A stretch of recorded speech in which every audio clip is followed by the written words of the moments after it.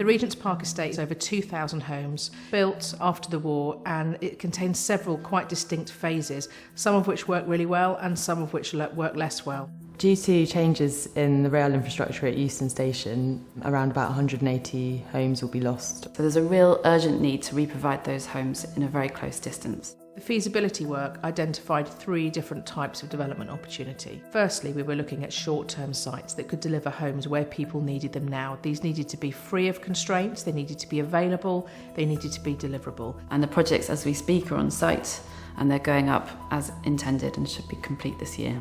We wanted to make sure that residents were brought along in the process. They were consulted on the brief and also involved in interviewing and selecting the architects. In the medium term, there are opportunities for just delivering new homes on the estate. We know these are much needed in London, and there are some great opportunities here. And there was this really interesting process of seeing a phasing strategy, and it was a really interesting chain reaction that you could see over a really long-term development. Another key success was the way the team worked together. It was a highly collaborative process from the beginning.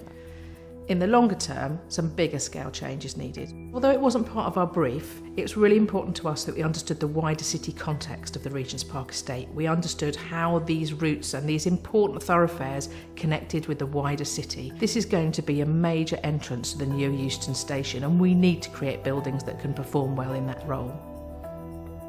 So a really important question for Tibbalds is how can public landowners deliver new homes and make really great spaces and buildings?